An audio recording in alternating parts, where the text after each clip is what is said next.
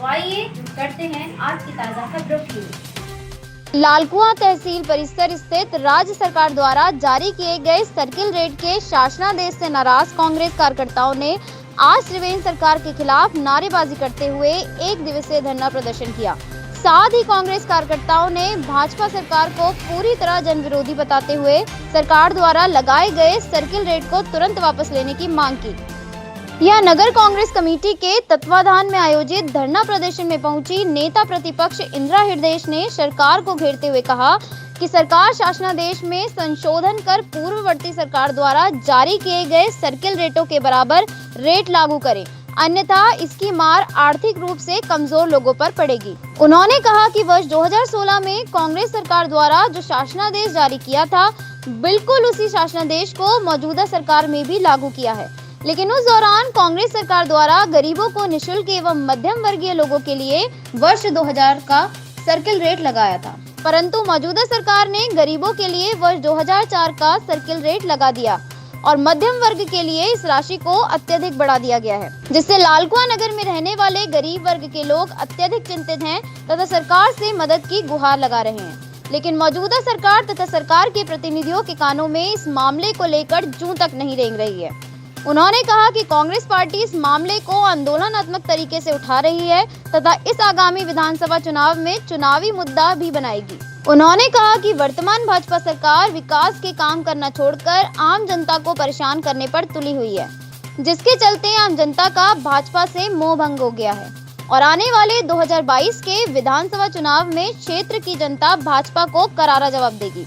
उन्होंने कहा कि लंबे समय से लालकुआं की जनता को उनकी भूमि का मालिकाना हक मिलने का इंतजार था, परंतु मौजूदा सरकार ने उनके मंसूबों पर पानी फेर दिया। उन्होंने सरकार को जन विरोधी बताते हुए इस्तीफे की मांग की है। देखिए, सर्किल रेट तो बहुत बढ़े हुए हैं, इस पर लोगों ने जन आंदोलन भी किए, सरकार के लोगों से बात भी की, पर उन्होंने इसे ठीक नहीं किया। जब भारतीय जनता पार्टी के समय सर्किल रेट उस समय बढ़े थे तो हम लोगों ने उसे देहरादून में ही सबसे ज़्यादा थे उसे सुलझाया था। तो सरकार को धीरे से आवाज़ नहीं समझ में आती, जब उन्हें लगता है हमारे संगठन पर चुनाव पर फर्क पड़ेगा तभी समझ में आता है। और ये जो किया गया है, लालकुआं में इतने अमीर आदमी थोड़ी रखते कि वो बढ़ा हुआ सर्किल रेट दे सके। बढ़े हुए सर्किल रेट उठने की तो ज़मीन नहीं होगी जितना सर्किल रेट का पैसा हो जाएगा। तो जो जियो किया था कांग्रेस ने ज़माने में, उन्हें चाहिए था चुनावी वर्ष में कम से कम उसी जियो के आधार पर पैसा लेते। पैसा देने को तो हो सकता है जियो के आधार वाला भी ना हो, किस्तें भी अलाउ कर देनी चाहिए थी, हमने की थी इस मामले में। तो अब 2022 आ रहा है, हमें ये उम्मीद है कि परिवर्तन का मन जनता का बना हुआ है, तो ये 2022 तक ये सुलझा नहीं पाएंगे। हमारी सरकार आएगी, कांग्रेस जन मिलजुल कर कोशिश करें, अपने आपसी विवाद और उसमें उलझे नहीं और कांग्रेस को लाने का प्रयास करें। हर कार्यकर्ता को मेहनत करनी होगी, फिर आपको आंदोलन में नहीं बैठना होगा। इस बीच पुलिस की बहुत शिकायतें आ रही हैं सब जगह, कोई आप ही क्या से नहीं आ रही है कि वसूली कर रहे हैं, पैसे की चालान कर रहे हैं ज़रूरत से ज़्यादा। इस पर भी हम निर्णय लेने जा रहे हैं कि सब जगह धरना प्रदर्शन किया जाए, थानों के सामने या पुलिस में जो सबसे बड़ा अधिकारी उसके आवास के सामने, जो भी सुलभ और ठीक होगा।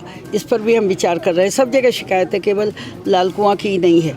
मुझे ऐसा लगता है इनसे कह दिया गया इतना पैसा वसूल करके लाओ, ऐसा दिखाई दे रहा है। मैं अपने ढंग से उसकी जानकारी भी प्राप्त कर रही हूँ।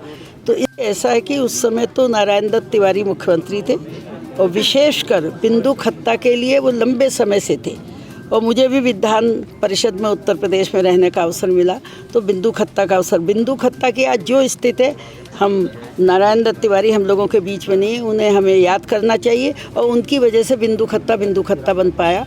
और उस राजस्व गाँव का तो उसका दर्जा कोई छीन नहीं लेगा, क्योंकि जब आरक्षित वन क्षेत्र से किसी को बाहर कर दिया जाता है तो वो राजस्व गाँव बन जाता है। उसमें मानने ना मानने का सवाल नहीं, जो नहीं मान रहे हैं उन्हें भी मानना पड़ेगा। तो कांग्रेस पार्टी का रहा हमेशा आज तक। देश की आज़ादी के बाद से आज तक कांग्रेस के नाम पर चुनाव होता रहा और जब बहुमत आ जाता है तो जो नेता चयन किया जाता है वो प्रदेश का मुख्यमंत्री बनता रहा है। ये कोई नई बात नहीं है कि कोई नया काम हो रहा है, ऐसा ही होता रहा, ऐसा भी आगे होगा, क्योंकि पहले ही विवाद खड़ा कर दोगे तो फिर आगे चुनाव भी मुश्किल हो जाएगा। विधायक शुक्ला ने 60 जरूरतमंद मजदूरों को बांटी साइकिल। मजदूर देश के विकास की रीढ़ की हड्डी हैं। मजदूरों को मजबूती प्रदान कर देश को सशक्त बनाने का काम किया जा रहा है।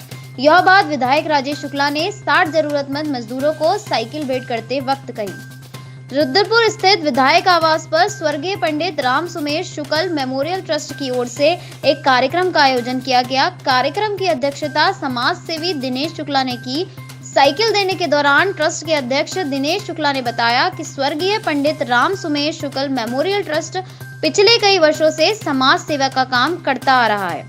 ट्रस्ट के द्वारा निरंतर स्वास्थ्य शिविरों का आयोजन, शिक्षा, रोजगार सृजन, किसानों तथा मजदूरों के हितों में कई कार्यक्रम किए गए हैं। साथ ही विधानसभा क्षेत्र में एक एम्बुलेंस का निःशुल्क संचालन भी ट्रस्ट के द्वारा किया जाता है। वहीं विधायक राजेश शुक्ला ने ट्रस्ट की प्रशंसा करते हुए कहा कि देश के विकास में मजदूर चुपचाप पूरी निष्ठा व ईमानदारी के साथ काम करते रहते हैं। इसलिए हम सभी का यह कर्तव्य है कि मजदूरों के हितों की चिंता कर उनका सहयोग करें। इसके लिए ही आज स्वर्गीय पंडित राम सुमेश शुक्ल मेमोरियल ट्रस्ट की ओर से इस कार्यक्रम का आयोजन कर 60 जरूरतमंद मजदूरों को साइकिल दी गई है। यहाँ बता दें कि साइकिल पाकर इन मजदूरों के चेहरे खुशी से खिल गए। इस मौके पर आशीष सहित तमाम लोग मौजूद थे। पिताजी जिन्होंने तराई को बसाने का काम किया था, एक महान स्वतंत्रता संग्राम सेनानी थे पंडित राम सुमेश शुक्ल। उनकी स्मृति में उनके नाम से एक स्मारक ट्रस्ट, वो ट्रस्ट हमारे परिवार द्वारा संचालित होता है। उस ट्रस्ट के माध्यम से हम लोग समाज के विभिन्न वर्गों की मदद से कई लगातार कुछ न कुछ काम समाज की सेवा में करते रहते हैं। कभी हमने निराश्रित महिलाओं को सिलाई मशीनें देने का काम भी किया था। उस ट्रस्ट के माध्यम से कैंप लगाकर लोगों के हेल्थ के लिए काम किया। पर्यावरण के क्षेत्र में कई बार वृक्षारोपणों के अच्छे काम हुए।